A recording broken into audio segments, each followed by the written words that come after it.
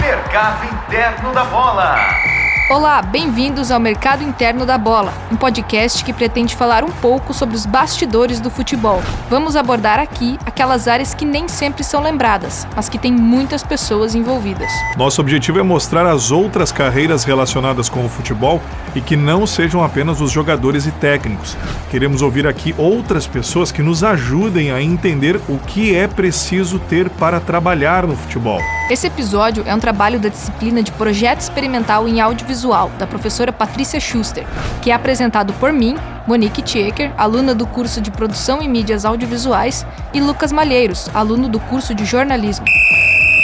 E para começar esse programa, a gente está recebendo aqui, programa especial já de arrancada, de primeiro episódio, a gente está recebendo o Marcelo Stalecker, que é árbitro da Federação Gaúcha de Futebol, e também o Thiago Resch, presidente do Conselho Deliberativo e ex-presidente do Futebol Clube Santa Cruz. Eu já vou aproveitando e saudar os dois, bem-vindos aqui ao nosso podcast Mercado Interno da Bola. Acho que o nome já disse tudo. Obrigado, Lucas. Obrigado, Monique, pelo convite. Um prazer estar participando aqui e poder trazer um pouco mais desses bastidores do futebol, né? Que eu acho que é uma coisa que o pessoal gosta sempre de estar conhecendo algumas histórias sobre esse difícil arte de fazer futebol, principalmente aqui no interior do estado do Rio Grande do Sul.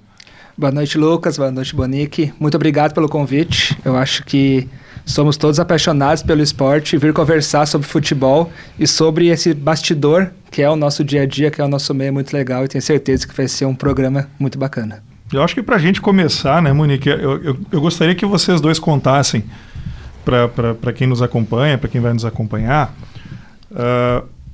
O Thiago, ele ficou conhecido em todo o estado como torcedor solitário, naquela situação lá no Estádio Olímpico. Foi no Estádio Olímpico, né? Isso. Foi no antigo Estádio Olímpico. E eu gostaria que tu contasse, Thiago, de lá, desde aquele dia que tu ficou conhecido como o torcedor solitário, e até tu tomar a decisão de dizer assim, não, eu vou me candidatar à presidência do Santa Cruz. O que aconteceu nesse meio tempo ali entre tu estar lá no Estádio Olímpico e tu te tornar um candidato a presidente do Santa Cruz? É a mesma coisa, eu vou perguntar para o Marcelo também.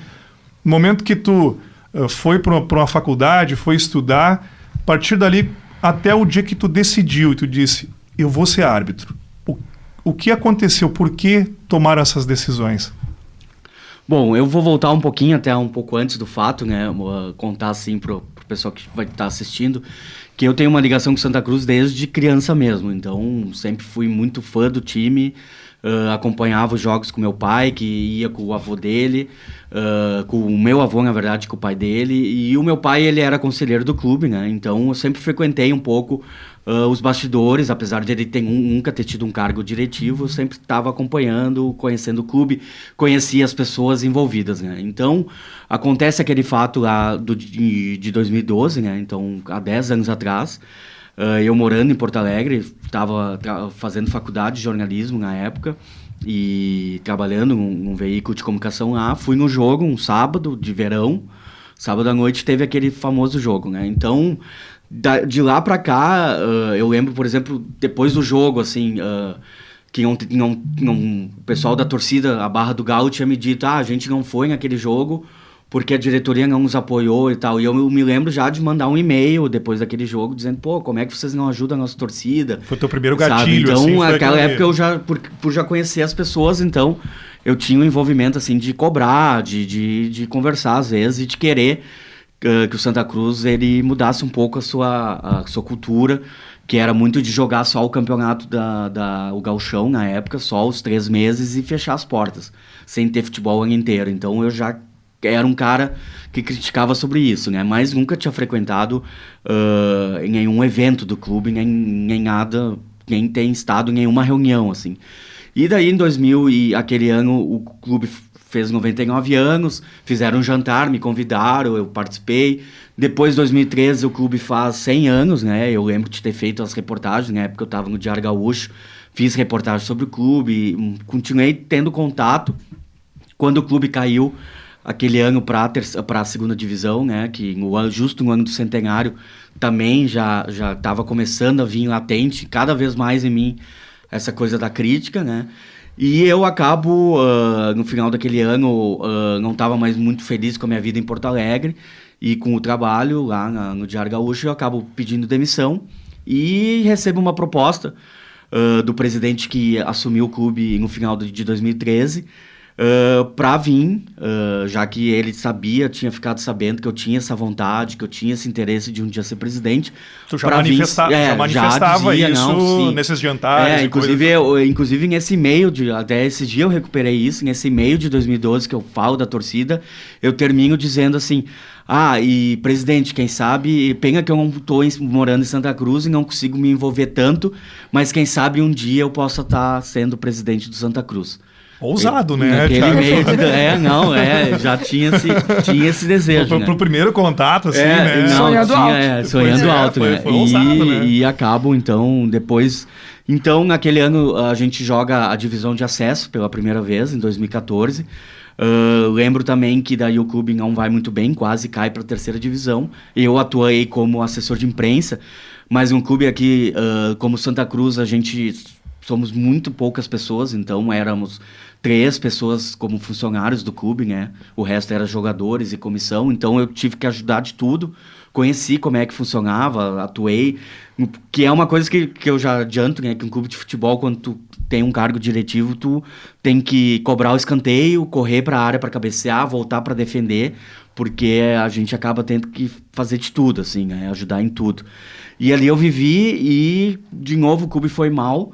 E eu pensei assim, que a única chance do Santa Cruz começar, quem sabe, a ter uma visão diferente, se reerguer, era se tinha futebol o ano inteiro.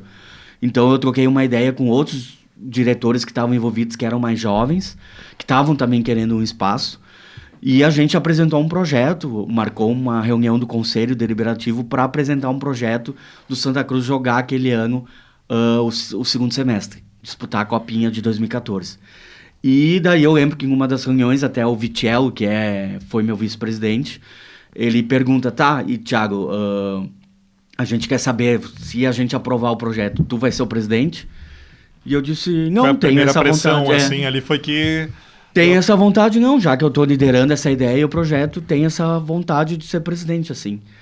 E eles, então tá. E daí eu lembro que meu pai consultou na época outros conselheiros, todos disseram que eu não devia fazer isso, que eu tava louco.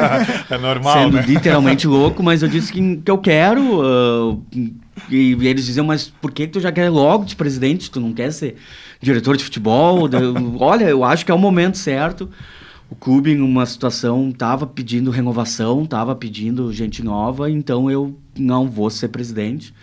E daí teve a eleição, me candidatei, né, e assumi, então, pela primeira vez como presidente do clube, que foi um mandato de 1 ano, né, e depois eu saio, e daí depois acabo voltando anos mais tarde, quando acontece realmente a mágica de ter sido campeão e tudo mais. Mas isso eu deixo para contar depois, porque a gente tem que ver o Marcelo também com a história dele. Porque todo mundo quer ser jogador, né? Mas como é que é para ser para virar o árbitro?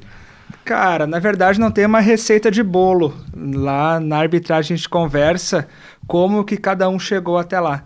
No meu caso, a minha vida, desde que eu decidi, eu moldei para a arbitragem. Hoje eu sou formado em Educação Física, então já para isso, porque hoje temos 3 níveis e na letra A é necessário ter um curso superior. Não necessariamente a Educação Física, qualquer curso superior. Então, para estar envolvido, para estar no meio, eu decidi pela Educação Física e não me arrependo. Eu tenho um desenho lá em casa que guardo com muito carinho, na 4ª série do colégio. Aquela velha pergunta, o que você quer ser quando crescer? E tem um desenho meu com um cartãozinho amarelo. Então, é realmente algo inerente. Eu não sei explicar o porquê. Não teve nenhum gatilho, assim, quando criança, uma coisa assim, alguma situação que tu viu e pensou, pô, queria ser esse cara ali? Eu sempre fui muito ligado ao esporte. Sempre gostei muito do esporte. Jogava, tempo de colégio, atuei muito no basquete também. Mas a arbitragem sempre foi algo muito importante para mim. Eu não consigo explicar o quão eu gosto disso, sendo que é até meio louco, porque a gente sai para ouvir algumas coisas meio pesadas, envolve família, envolve minha mãe, coitada, todo Dia das Mães eu tenho que dar um presente especial para ela. Porque esse é um dos grandes, né? Os grandes problemas, né? Exatamente. Tem que ter um psicológico muito forte, Com né? certeza. E como tu falaste, o gatilho é diferente. Muitos colegas vendo na TV, sentindo curiosidade, como é ser árbitro, o que fazer para ser árbitro. Muitas pessoas na Faculdade de Educação Física precisavam daqueles horas complementares, estágios, e acabaram fazendo o curso de arbitragem e gostaram. É o caso da Luísa, aqui de Santa Cruz. Ela foi gandula, se eu não me engano, através da URGS, e gostou do meio do futebol e acabou virando, hoje ele é assistente CBF, uma das nossas referências aqui no estado. E a gente, desde pequeno, sempre procura fazer o melhor. Hoje a gente tem provas físicas, provas teóricas, reuniões mensais, para sempre chegar no lance e interpretar da melhor maneira possível e realmente legitimar o resultado.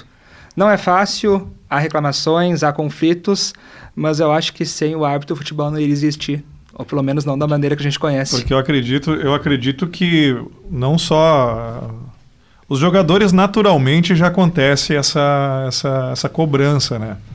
Mas o dirigente e o árbitro, eles são muito cobrados também, eles acho que sofrem os xingamentos mais pesados, né? Porque quando não dá um resultado, eles vão cobrar do dirigente, quando alguma coisa que não agrada o torcedor, ele vai cobrar do árbitro. Como é que é esse psicológico para vocês dois, assim, esse bastidor que ninguém sabe, que as pessoas saem xingando, mas ninguém pensa, né? Ninguém bota a mão na consciência para pensar se o cara tá feliz ou não tá, daqui a pouco não sabe uma dificuldade que enfrenta, né? Não, é que realmente tu pensar assim que às vezes tu pode fazer todo um trabalho, todo um esforço, assim, movimentar para montar uma equipe, é difícil, sabe? Eu sempre falo que aqui muitas pessoas falam, oferecem cursos de gestão no futebol, sabe? E os exemplos que eles citam é Real Madrid, Barcelona, os Corinthians, Flamengo, mas ninguém estuda a realidade do que é 95% do futebol no Brasil, né? Que é a realidade dos clubes como a do Santa Cruz, do Avenida. Hoje tem até estatística que 95% dos jogadores ganham quase um salário, um mínimo, um pouquinho mais. Só 5% é aquilo que a gente vê na TV, né? Então é difícil fazer futebol e às vezes, claro, tu chegar num jogo e tudo por água abaixo por um erro de um árbitro, sabe? Sabe, isso sei que todo mundo erra, assim. Eu garanto que os atacantes erram muito mais. Mas eu tenho certeza. E erram mesmo. Já teve jogo que nós podíamos ganhar e perdendo pênalti, perdendo coisas nesse sentido, né? Até jogos que o árbitro até errou porque não foi pênalti, marcou e a gente tinha a oportunidade e o jogador...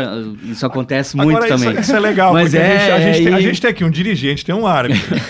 E deu pra perceber assim, essa brincadeira saudável. Às vezes as pessoas acham que os dirigentes e os árbitros se odeiam. Não é verdade, né, cara? Não, eu até estava comentando com o Stalecker, que eu disse assim, porque ele foi quarto árbitro num jogo nosso agora contra o Inter de Santa Maria, que teve muitas decisões polêmicas, né, de arbitragem.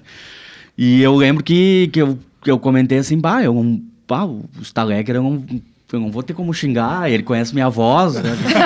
Sabe? O máximo talvez vou gritar, sei lá, faz alguma coisa, tu tá aqui pra ajudar, sabe? Você sabe que foi um fato curioso, porque eu nunca tinha trabalhado pela federação aqui em Santa Cruz, na cidade. Então, a gente está acostumado a escutar N coisas, mas nunca direcionado à pessoa. É sempre ao árbitro. E aqui em Santa Cruz, não. Aqui foi o Marcelo Stalecker, o pessoal conhecia pelo nome, o pessoal sabia a história. Foi uma experiência um pouco diferente. E realmente não foi um jogo fácil, foi um jogo com bastante lances bem ajustados, mas fizemos um bom trabalho e realmente foi um fato bem curioso. E obrigado, Thiago, por ter chegado muito. Não, eu fiquei pensando, tu passando ali toda hora no nosso alambrado, que é colado com o campo praticamente, e o pessoal, todo mundo sabia quem ele era, falava pelo nome, né? Então, mas eu imagino que ele também deve aprender no curso de árbitro, coisa, né?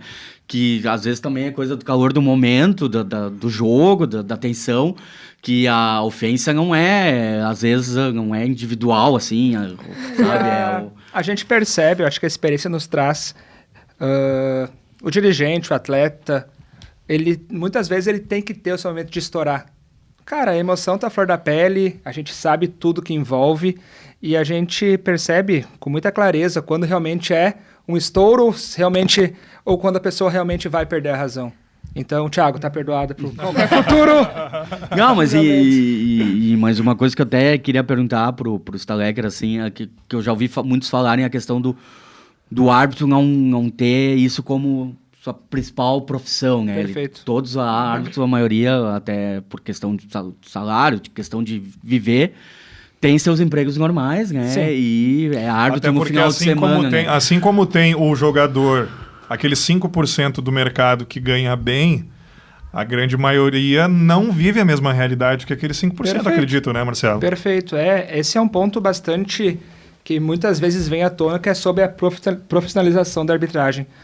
Hoje, na Federação Gaúcha e na CBF também, acaba sendo assim a realidade nacional, o árbitro é um autônomo que recebe por jogo. Trabalhou, recebe, não trabalhou, não recebe. Então acaba ficando inviável tu não ter um outro rendimento, uma outra fonte de renda. Porque a gente sabe que envolve corpo humano, envolve N coisas, então pode ocorrer uma lesão, pode ocorrer de tu não ir tão bem no jogo, ficar 2 ou 3 semanas fora, e se tu depender apenas dos rendimentos da arbitragem, acaba ficando perigoso. Então, acho que é uma briga importante falar sobre, porque eu acho que o caminho para a arbitragem brasileira melhorar, porque assim, a gente entende que há muito espaço para melhora, seria a valorização e a profissionalização. Porque hoje o árbitro corre tanto quanto ou até mais que os jogadores, e a gente, infelizmente, não tem nenhum suporte profissional em relação à atividade física. Quando tem, sai do nosso bolso e a gente quem paga. Não tem acompanhamento nutricional, não tem fisiologistas, como os grandes clubes têm. E a gente estava conversando antes, às vezes, cifras milionárias, ou às vezes nem tanto, mas que para o clube do interior são cifras gigantes que fazem um ano, ou até mesmo um campeonato, dependem da decisão do árbitro, que às vezes não tem todo esse suporte por trás. Então é um assunto que com certeza dá muita conversa, e eu acho que é o próximo passo da arbitragem aqui no Brasil. E tu pode ver que o jogador, por exemplo, tá lá a semana toda treinando, focado no jogo, e o árbitro muitas vezes está a semana toda com problemas no seu trabalho. Já valeu pessoal, essa conversa hoje só pro Thiago falar isso. Eu acho que vale. Porque Daí, em realmente vez de estar estudando, podendo estar estudando, fazendo exercício, assistindo o jogo, sabe? Porque o jogador, apenas, o jogador ele tem alguém que o clube contrata, tem acredito, claro, ele tem um suporte. Eu sei Com que certeza. talvez também não é a realidade do Santa Cruz, eu digo no sentido de ter todo aquele suporte que tem, por exemplo, no time da capital. Mas hoje vou te dizer que mas precisa igual, ter. Mas assim, o clube fornece o acompanhamento nutricional, o acompanhamento acadêmico, na academia, no caso, né, físico. E o árbitro tem que tirar tudo do bolso. É uma coisa muito... são duas realidades completamente distantes e que estão muito ligadas. Exatamente. Elas se afunilam, elas se juntam no final. Então, eu acho... Hoje o nível do futebol do interior está muito alto. Então, os clubes realmente eles necessitam ter todo esse acompanhamento. Como o Thiago falou, está cada vez mais próximo. Porque dupla Grenal, times de Série A, eles já têm um nível muito bom e eles estão mantendo. O que acontece é que o time do interior está cada vez se profissionalizando mais, tendo mais essa estrutura, tendo mais todo esse suporte. E a arbitragem, às vezes, acaba não tendo todo esse apoio. Nós temos, sim, 2 provas físicas ao ano, que são extremamente complicadas, que é o bicho-papão da arbitragem. Grandes árbitros acabaram tendo suas carreiras encerradas devido a isso. E tudo realmente depende da gente, é do nosso bolso, é do nosso esforço, e 99% conciliando ainda com o emprego, com uma outra fonte de renda, para realmente poder sobreviver e continuar com o sonho da arbitragem. E uma dúvida, Stalecker, por exemplo, que nem agora, domingo, teve 8 jogos, né? Vai ter em algum momento se reúnem para discutir sobre os... Rola um churrasco entre os árbitros. Ou tem pra alguém conversar. que está assistindo esses 8 jogos para saber, não, esse árbitro foi bem, esse aqui, quem é que dá uma nota, ou o delegado da partida avalia. Na verdade, agora com a FGF TV facilitou um pouquinho, porque todos os jogos hoje são televisionados. Isso é uma realidade, porque 2, 3 anos para cá, tu que tá, pode nos ajudar. Antes era um pouco mais complicado, antes era os delegados ou supervisores davam realmente uma nota. Hoje não, hoje todo jogo tem um técnico de arbitragem, que antes do jogo o árbitro e toda a equipe de arbitragem tem que mandar o planejamento, de desplanejamento, não tem problemas por aqui. A gente observa quem são os jogadores mais faltosos, quem são os jogadores que mais reclamam, se a comissão técnica tem o histórico de reclamar, se já teve treinador expulso, comissão.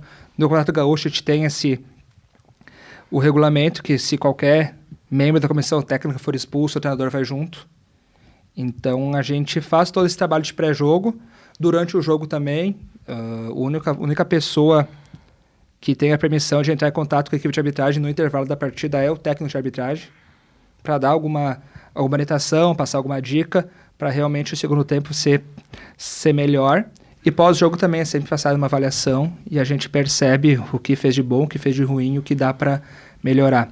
E durante o campeonato tem reuniões técnicas da federação, que todos os árbitros se reúnem, passam os lances polêmicos, passam os acertos, passam os erros, buscando sempre o melhor da arbitragem. Mas isso tudo também, é o próprio árbitro que vai. Exatamente. É uma iniciativa própria, né? E olha como é complicado, como tem vários jogos durante a semana, uma quarta-feira à noite, uma quinta-feira, se tu tem o teu trabalho, tu tem que sair para poder ir ao jogo, daí tem mais reunião técnica na terça, então tu acaba 3, 4 dias não podendo ir trabalhar. Então é uma balança bem complicada de achar o equilíbrio para realmente tu conseguir arcar com todas essas responsabilidades da arbitragem. Com certeza, ninguém está hoje pelo dinheiro. Quem está é porque gosta. Isso eu posso dizer com absoluta certeza. Então, se alguém que depois vai nos acompanhar que pensar que vai enriquecer sendo árbitro, está enganado. Não vou dizer que está enganado, mas entra naquele 1% que a gente estava conversando antes. Não quero aqui acabar com o sonho de ninguém, mas garanto que não é fácil.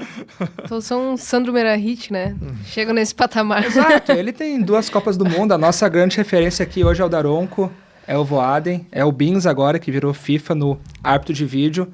Árbitro de vídeo que veio para prolongar um pouco a carreira do árbitro. Qual é o tempo da carreira do árbitro? Hoje, a idade até 2 anos atrás era 45 anos, idade limite. Existe a idade limite? Hoje não tem mais. Hoje é enquanto os velhinhos passarem no teste físico, tá tudo certo. Mas acaba limitando. O teste físico hoje ele é bem complicado. A gente aqui na federação já faz o teste da CBF. Então, inclusive, está marcado agora para daqui a 2 semanas. Então, os treinamentos agora se intensificam um pouco. E se não passa no teste físico, tu não concorre às escalas e não trabalha o resto do ano. Então, bem realmente... como tu falou, às vezes não tem nem tempo, por causa de outro trabalho, não tem nem tempo de se preparar. Agora, inverno, frio, também complica um pouco para treinar. Mas são dificuldades que a gente passa e tem que estar disposto a passar para ali na frente poder colher frutos e apitar em grandes estádios. Eu já pude apitar no Beira-Rio, foi um sonho realizado. Apitar em estádio de Copa do Mundo, apitei em uma final de Gauchão feminino, um clássico Grenal. Então, aquele dia, tudo valeu a pena, o olho brilhou. Os árbitros de futebol são escalados por uma comissão de arbitragem da Confederação Brasileira de Futebol, a CBF. Fora da entidade máxima que regulamenta o esporte no Brasil, há também a Associação de Árbitros de Futebol, a ANAF, com sede em Recife. A entidade foi fundada em 25 de outubro de 1997 e é formada por sindicatos de árbitros de 24 estados, mais o Distrito Federal. Além disso, existem outras entidades estaduais que são ligadas às federações estaduais ou até associações estaduais. Já os dirigentes contam com a Associação Brasileira de Executivos de Futebol, a ABEX. De acordo com a página oficial, a entidade tem cerca de 94 associados em todos os estados brasileiros, desde clubes pequenos até os considerados da elite. Estava pensando, ouvindo o Marcelo falando, e estava pensando o seguinte aqui, Thiago. Ele falou que não tem uma receita pronta. E a gente não ouve falar, apesar de tu ter dito que tem gente que oferece curso de gestão. Mas para ti ser um dirigente de futebol, não existe um curso para ser dirigente de futebol. Como é que faz, então, para o cara se tornar um dirigente de futebol? Então, já que não existe o curso, não tem aquela escolinha que tu vai lá, fica 1 ano e meio estudando para te ser um dirigente, porque tu tem dirigentes jovens, que nem foi o teu caso, e tem dirigentes já com 70, 80 anos. Não, e ainda tem perfis de dirigente. Tem aquele dirigente que quer escalar o time, que entende, que diz que entende de futebol. Eu sempre admiti que eu não sou esse tipo de dirigente, sabe? Eu sou muito mais um cara que gosto do ambiente do clube, das pessoas, da gestão de pessoas, sabe? Eu sei quando o Santa Cruz joga bem e quando ele joga mal, sabe? Tu consegue perceber isso, eu tenho um pouco dessa noção, mas o trabalho de escolher jogador, de selecionar jogador, de ver se aquele jogador tá bem, se aquele não tá, eu deixo pros profissionais, sabe? Eu sou, e sempre logo disse isso, assim, de deixar pra quem entende do assunto, né? Então, por isso, uma coisa diferente que eu fiz do outro ano pra cá, de 2015 para 2018, foi que ter um gerente de futebol, sabe? Então, nesse 2019, quando eu assumi de novo, eu trouxe o Serginho, que estava na base, que é ex-jogador, com anos de experiência, para ser o meu gerente de futebol, para ser aquele cara que eu vou conversar com ele e ele que vai conversar com o jogador, ele que vai conversar a ponte com a mesmo comissão, entre né? Sabe? Em 2015, a gente não tinha verba, era eu e o treinador e o diretor de futebol conversando direto, assim. E o diretor de futebol é o Irineu, que é dono do mercado, de um açougue, eu jornalista, então, sabe, faltava aquele elo de uma pessoa que também entende futebol. Então, foi uma das coisas que eu mudei e que deram certo, sabe? Eu sempre digo que futebol aqui, ele, mais do que gestão, é sobreviver, é sobrevivência. Todo dia tu tem que estar indo atrás de recursos para conseguir pagar a tia da cozinha, para conseguir comprar alimento para a janta do jogador, e ir atrás aqui, uma coisa que nós temos na cidade, que a gente tem uma parceria com vários restaurantes, então o almoço dos jogadores é nos restaurantes, que já é uma mão gigante, assim, sabe? Então, são coisas assim. Daí agora vamos jogar as quartas de final, o jogo é em Bento, vamos ter que ir um dia antes, vai precisar hotel, vai precisar o ônibus mais caro, onde é que eu vou arranjar esse dinheiro, sabe? Hoje a gente já está numa situação um pouco mais confortável, por já estar na divisão de acesso, por estar a equipe empolgada. Mas eu lembro que na terceira hora, quando eu assumi em 2019, um dia antes de um jogo, eu estava desesperado atrás de 500, R$1.000 para conseguir poder ir um dia antes nas quartas de final, sabe? Então, é sempre assim, é uma sobrevivência, é complicado, a gente está lá e fui aprendendo muito com a vida, assim, no futebol, né? Porque ninguém te pegou pelo braço e disse assim, também... Thiago, atenção, tu vai fazer assim, para ti ser dirigente tu tem que fazer isso. Ninguém te ensinou claro, isso. Tu lê assim, nos cursos, tem um livro que um cara analisou, o Barcelona, que é a bola não entra por acaso, né? Eu li esse livro, assim, mas é outra realidade, os valores absurdos, mas claro que tu tira algumas coisas dali, e uma das coisas que eu aprendi no primeiro ano também, que daí isso foi um treinador que me disse, que no futebol o grande segredo é aquilo que tu promete, tu cumpre. Então, se tu comprometeu pro teu jogador que tu vai pagar no dia tal, que tu vai pagar esse valor, tu faz de tudo para cumprir. E se tu não vai conseguir cumprir, seja franco de chegar. Olha, eu não vou conseguir cumprir agora. E foi o que me aconteceu. Eu, imagina, com 27 anos, nunca tinha uma experiência de gestão. No meio daquela copinha que eu falei que a gente resolveu jogar em 2014, não tinha dinheiro para pagar a folha. Eu tive que entrar no vestiário e olhar para 30 jogadores, alguns deles com 30 anos, mais velho que eu e com uma passagem em vários clubes, e dizer, olha, hoje eu não vou conseguir pagar vocês, mas eu tô fazendo de tudo e semana que vem eu vou ter o dinheiro. E daí, cheguei na semana que vem e tinha o dinheiro, né? Então, na época, quem me deu esse dinheiro, inclusive, foi meu pai, que acabou me dando todo o dinheiro para conseguir pagar uma folha, sabe? Então, mas passei por isso. É desesperador, mas é aquela coisa. E daí eu sempre fui levando isso, assim. E acho que essas coisas, deixar quem entende pro trabalho deles, deixar o cara que entende de preparação física fazer o trabalho dele, o treinador fazer o dele, o analista fazer o dele, o gerente fazer o dele na escolha dos jogadores, e tentar fazer o meu, que era aquela coisa de agregar, agregar, fazer outra coisa que quando eu assumi em 2019, todo mundo dizia, ano passado, quando o Galo caiu pra terceira, que não ganhou um jogo naquele ano, isso aqui era uma briga, todo dia era uma briga, era o presidente brigando com o treinador, com o gerente, eu entrava por uma porta, o outro estava saindo por outra, então eu também botei uma cabeça, na minha gestão eu quero um ambiente que as pessoas se sintam bem, com paz, com tranquilidade, para fazer o seu trabalho. É todo mundo unido, né? Isso que eu ouvi, isso que eu ouvi, assim, do próprio William, que é o nosso treinador, né, dizer para mim, Thiago, chego aqui às 7 da manhã para tomar chimarrão, porque eu me sinto bem vindo para cá, na secretaria, na cozinha, no vestiário, sabe? Eu acho que são algumas das poucas ideias que eu já dei aqui de como ser um bom dirigente, né?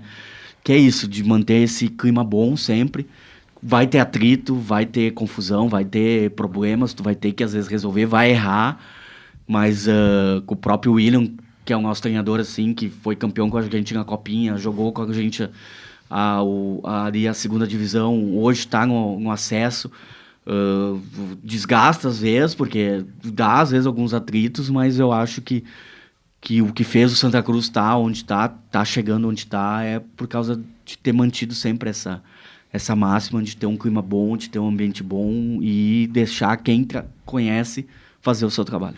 Thiago, agora uma curiosidade, tu falaste antes de chegar num vestiário, sendo muitas vezes até mais novo que os jogadores, que os atletas, tu sentiu esse rótulo, esse preconceito, não só dos atletas, mas reuniões de diretoria, federação, clubes, alguma vez tu sentiu por ser mais novo, que há aquele olhar de lado, aquela coisa um pouco... Porque com certeza isso é um problema em toda a sociedade, né? Em todas as profissões existem aquele... Inclusive o árbitro, tu percebe que o árbitro novo, falta experiência, o árbitro cascudo. Aí, não sei, eu acredito que na gestão também acontece. Não, isso é uma coisa que eu tenho, assim, talvez eu tenha que trabalhar isso, eu deveria fazer mais terapia para trabalhar isso, mas eu realmente chego num congresso da federação, mesmo agora tendo 2 títulos, eu me sinto que eu não sou ainda um dirigente, assim, para chegar num congresso da competição e isso cobrar. É um dos mais conhecidos do estado. Eu fico lá quieto, fico na minha, sabe? Então, eu deixo até o Vitello, que é o meu vice, que esse tem 20 anos de Galo, 20 anos de história e já foi presidente também e tudo. Fala muito mais do que eu nas reuniões, eu, sabe, sou muito mais ainda aquela de que o cara realmente tem que provar mais vezes aquilo, né? Mas eu acho que uma coisa que nos difere também é que, por exemplo, hoje a gente tem 10 jogadores que estavam com a gente lá quando a gente ia jogar a terceirona lá em 2019 e veio a pandemia e daí na época aqueles jogadores estavam com a gente ali, já tinha começado os treinamentos, nós tivemos que parar, o campeonato ia parar e ter que mandar todo mundo embora. E lá, enquanto que outros clubes simplesmente, tchau, vão para casa e aguardem, vamos ver o que vai acontecer. Nós não, registramos todos eles na carteira para conseguir depois, com o governo federal liberou a questão do auxílio, então todos eles ganharam pelo menos um salário mínimo naquele tempo parado, que era um pouco, mas para eles era muito importante. E daí, quando veio a decisão de jogar a Copinha, a gente trouxe todos eles, né? Todos que estavam, sabe? Todos que queriam jogar vieram. Então, eles ficaram com aqueles meses parados recebendo. E a gente sempre cumpriu, ganhamos a Copinha, cumprimos com o que a gente tinha prometido. Na segunda divisão, o Galo se orgulha de pagar todo dia 10, pagar todo dia 25. A gente ainda divide o salário em 2, porque sabe que esses jogadores, eles praticamente ganham o salário e já gastam no dia, porque eles têm muitas contas. Tem suas famílias, tem suas despesas, né? Então, e eu acho que assim tu vai ganhando essa credibilidade, né? Eu acho que assim tu vai, hoje eu encontro jogadores que não estão mais com a gente, que agradecem até hoje, e quando agora a gente conquistou o acesso, teve 2, 3 jogadores que chegaram e disseram, Thiago, a gente agradece muito o que vocês fizeram, porque desde lá, naquela época que veio a pandemia e todo mundo foi para casa, vocês continuaram nos dando assistência, enquanto que a gente sabe de outros clubes que simplesmente ignoraram para os jogadores, né? Até pelas suas dificuldades daqui a pouco, mas a gente sempre tenta fazer o melhor, né? E acho que hoje já consigo ter esse reconhecimento, mas vamos dizer, o Galo agora vai para a primeira divisão, sobe agora e ano que vem tem a reunião do congresso da Série A com o Romildo, com o presidente do Inter, e eu vou estar lá no meu cantinho achando que eu sou... Na arbitragem aconteceu isso também, desse preconceito, assim, o cara que é FIFA para um que ainda não é nem CBF, por exemplo, que é só FGF. Cara, tu sabe que no meio da arbitragem tem muito pouco isso, não vou dizer que não acontece. Tem alguns, mas na grande maioria das vezes, quanto maior o patamar do árbitro, mais à vontade ele nos deixa para trabalhar. Eu já pude fazer quarto árbitro pro Daronco, pro Vaden, pro Bins, e, cara, é um aprendizado constante, desde a viagem ao vestiário, ao pré-jogo, à condução da partida. Então a gente acaba realmente aprendendo a lidar com as mais diversas situações, sendo em campo quanto fora de campo. Que o Thiago falou do extracampo na arbitragem, a gente percebe isso, que quando o extracampo da equipe vai bem, ocorre bem, reflete dentro de campo, tanto as coisas positivas quanto as negativas, mas a torcida não perdoa, né? Às vezes alguns dirigentes mais exaltados também, e a gente acaba escutando que deveria estar em casa, não saiu das fraldas ainda e tá pitando. E coisas piores que ninguém pode falar. Né? Eu tô pegando extremamente leve aqui, mas eu já tô desde 2015 na federação, então hoje já a gente ainda escuta, mas os xingamentos são outros. Mas ainda ocorrem.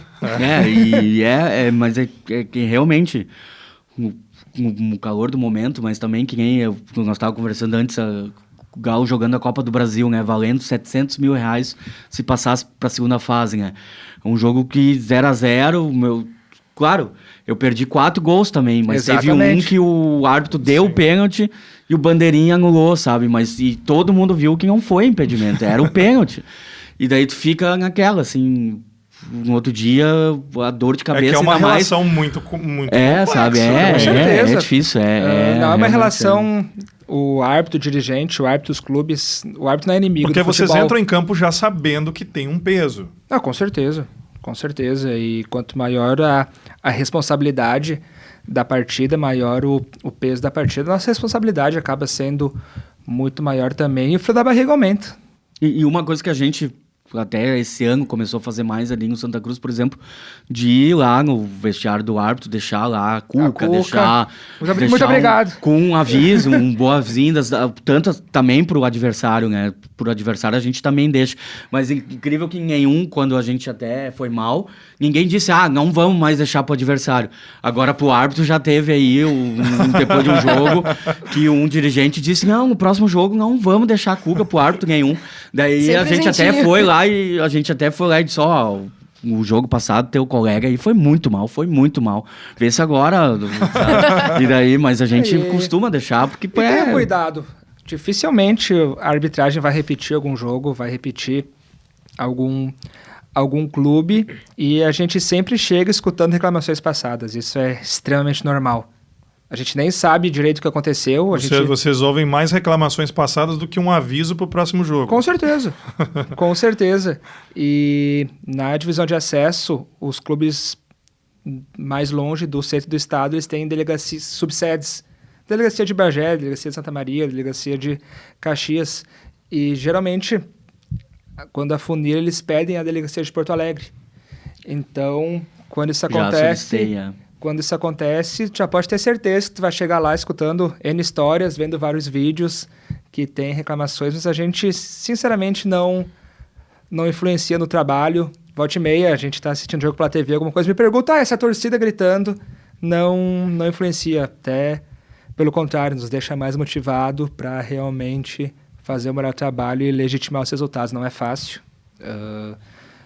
Interpretação é bem complicado, um lance que para mim pode ser faltoso, pode ser de pênalti, pro Thiago pode não ser, para ti pode ser, e a gente tem ali um segundo para resolver. A gente toma 3.000 decisões durante uma partida, lateral, falta, cartão, dentro de um lance tem que decidir se foi falta, se é para amarelo, se é para vermelho, qual é o reinício, a distância da barreira, depois, posteriormente, se foi pênalti, se é escanteio, se é tiro de meta. Então vai longe a coisa, mas o importante é estar sempre ligado, e a importância de estar bem fisicamente, porque o posicionamento é 80% da decisão, é tu estar bem posicionado e fazer a fotografia correta do lance para depois tomar a decisão mais acertada.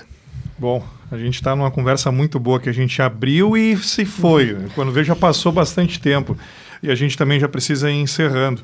Mas para a gente fechar essa conversa aqui então com o Marcelo Stalecker e o Thiago Resch, eu gostaria que cada um deixasse então para a gente, acho que uma dica para os novos árbitros e para os novos dirigentes. Porque já que não existe uma fórmula pronta, então vamos tentar estimular de alguma forma. Para aquele que quer ser aquela pessoa que pensa um dia, aquele jovem que pensa um dia ser dirigente, o que tu diria para esse jovem?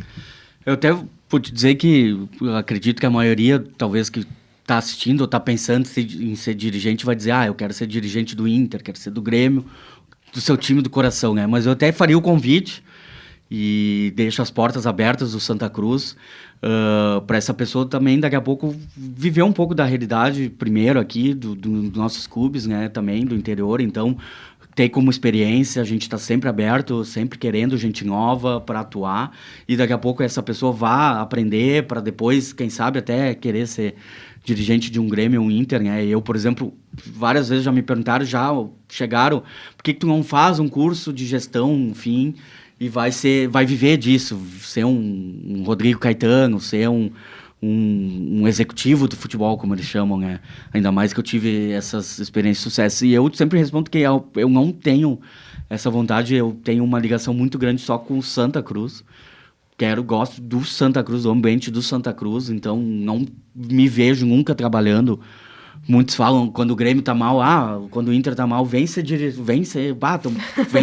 salvar ajudar, a casa, vem né? salvar, e eu, casa. cara, não quero o meu Santa Cruz, me importa aqui que o meu clube cresça, é uma coisa muito de paixão e gestão junto, sabe, pelo que eu gosto. Mas é isso que eu digo, assim, eu acho que vale a pena cada um, daqui a pouco, ou também, se quer ser do Inter, quer ser do Grêmio, dar um jeito de começar a frequentar, de começar a participar, sabe? Tem, sim, cursos, tem coisas que as pessoas... que vale todo curso, toda aula, tudo vale um aprendizado, mas eu acho que o bom é viver, assim, e viver essas experiências, começar o dia a dia. Eu tive a sorte de ser torcedor, que depois comecei como jornalista, vivi os bastidores para daí querer ser presidente, e tive que voltar 3 anos depois, muito mais outra pessoa para ser de verdade um presidente mesmo, né? E eu acho que a vida também ensina muito, então é mais ou menos essa a minha dica que eu daria, assim, para a pessoa. E eu já deixo o convite aqui também para quem quiser conhecer mais, quem quiser, o Santa Cruz tá de portas abertas. As pessoas acham que tem que ter dinheiro, que o clube só quer quem tenha dinheiro, e não, é ajudar em qualquer forma, de qualquer forma, se seja... Tem jogo que tô na bilheteria, tive que ficar na Copa esses dias, porque a gente tá aí para ajudar, né? Então, é isso que importa. Cara, o Thiago falou uma palavra que eu acho que resume o que precisa para a arbitragem, que é paixão. A gente tem um problema a nível nacional até, mas trazendo mais para a realidade, que é a renovação da arbitragem. Hoje a arbitragem ela não renova. A gente não vê jovens querendo ser árbitro. Justamente por todos os motivos aqui já elencados. Então, hoje a principal escola da arbitragem é o amador, é a várzea. Quem consegue terminar um jogo de várzea, quem consegue apitar uma final de campeonato de várzea, apita qualquer jogo. E a arbitragem gaúcha, hoje o Campeonato Gaúcho, a divisão de acesso, é sem dúvida o campeonato mais difícil do Brasil. Isso não é o Marcelo falando, são dados, Então quem apita aqui, apita em qualquer lugar do Brasil, sempre dentro dos 3 pilares que a gente sempre fala, que é o pilar técnico. Tu tem que devorar o livro de regras, tem que saber o que fazer em cada situação do jogo, de tomar a decisão mais correta. O pilar mental, que a Monique falou, que a gente realmente tem que estar preparado, não deixar um erro afetar o restante da partida, não ter a compensação. Então, um erro ele vai acontecer, a gente tem que estar preparado e conseguir continuar conduzindo a partida da melhor maneira possível. E o pilar físico, hoje o árbitro corre de 10 a 12 km por partida, então tu tem que realmente estar bem fisicamente. E aliado isso, a paixão, tu tem que realmente gostar do que faz. Eu, quando tô toda quinta-feira, toda segunda-feira, dá aquele frio na barriga, dá aquele nervoso de realmente estar escalado, poder fazer o que gosta, desde o pré-jogo, toda a viagem, tudo que envolve, em chegar no estádio. Eu hoje tenho o prazer de conhecer a maioria dos estádios do interior, justamente por estar envolvido. Cheguei no Beira-Rio, poder apitar no estádio de Copa do Mundo foi um sonho realizado. Espero poder ir muitas vezes mais. E o caminho é esse, é tu gostar. Tem o curso da federação, que é o primeiro passo. que são todos os sábados. Inclusive, se alguém se interessar, as inscrições estão abertas para o próximo, inicia agora em julho. E é um primeiro passo, é um caminho que, cara, se tu realmente gostar, se tu tiver paixão, tu não larga mais, porque é especial poder conduzir uma partida, às vezes com milhares de pessoas te olhando. Hoje todos os jogos têm a TV, a FGF TV faz um trabalho sensacional. Então é muito bom no outro dia tu chegar, te vir na TV, te ver apitando o jogo, mexe com a gente. Espero cada vez mais que mais pessoas tenham essa sensação, que mais pessoas gostem do apito. Legal, acho que valeu, né, Monique? Sim, muito conhecimento aí. Bastante. Todas as dúvidas também sanadas. Muitas dúvidas mesmo. E lembrando que esse episódio ele vai estar disponível no YouTube e também no Instagram do Mercado Interno da Bola. A gente agradece o Thiago Resch e o Marcelo Stahlecker. Muito obrigado por vocês terem vindo aqui. Lembrando que esse é um projeto, né? É um projeto da nossa disciplina de prática experimental em audiovisual. É o projeto final da disciplina, né? E nosso episódio piloto para, quem sabe, futuramente seguir adiante. Eu né? acho que ele vai continuar. depois desse primeiro episódio maravilhoso, ele vai continuar. Obrigado a vocês dois pela presença aqui, pelo tempo de vocês. E valeu, gente. Até uma próxima. Mercado Interno da Bola.